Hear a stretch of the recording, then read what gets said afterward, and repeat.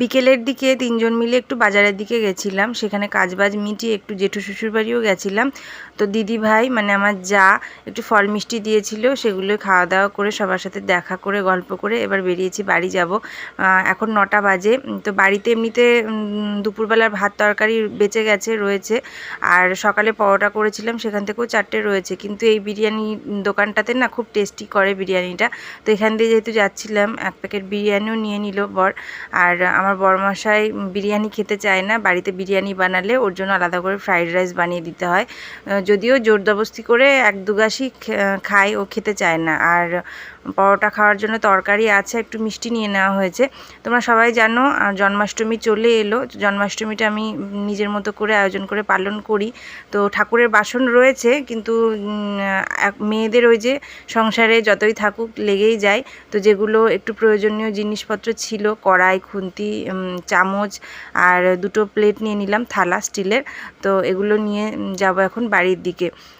ঠাকুরের ভোগ রান্না করতে হবে। কড়াই রয়েছে, তবু আর একটা নিয়ে নিলাম, সেটা লোহার কড়াই, লুচি টুচি ভাজা। তো এই অ্যালুমিনিয়ামের কড়াটা দরকার ছিল, তো সেটাই আর কি নিয়ে নিলাম। আর বাসনপত্র সবই রয়েছে, ওই জন্য বেশি কিছু নিইনি।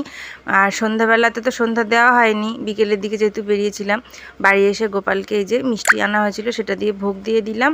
আর এই যে এই মিষ্টিটাই নিয়ে এসে, আমি বাছা গোছায় মিষ্টি খাই, একটার বেশি 2টো না। তাও আবার এই মিষ্টির মধ্যে আমি একটাও খাইনি। অতিরিক্ত মিষ্টি আমার ভালো লাগে না, আমার বর খুব পছন্দ করে।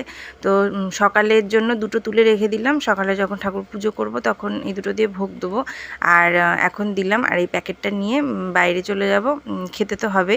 আর দুধ দুপুরবেলা নিয়ে আসা হয়েছিল, জাল দেওয়া হয়নি। তো ঠাকুর ঘরে যাওয়ার আগে দুধটা জাল বসিয়ে গেছিলাম।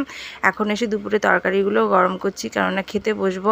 ভাত রয়েছে, আবার পরোটাও রয়েছে, 1 প্যাকেট বিরিয়ানি আনা হয়েছে মেয়ে আর আমার জন্য। তো ওটা খেয়েই পেট ভরে গেছিলো। বড় ভাত খাইনি, ভাতটা জল ঢেলে রেখেছি সকালের জন্য, সকালে হয়ে যাবে, নষ্ট করে লাভ নেই। ভাত ফেলতে ভালো লাগে না, থাকলে আমার ভাত এমনিতে বেঁচে থাকে না, ঠিকঠাক মতোই চাল নিই, তো শেষ হয়ে যায়। কিন্তু এক দিন থাকলে জল দিয়ে রাখি আর কি।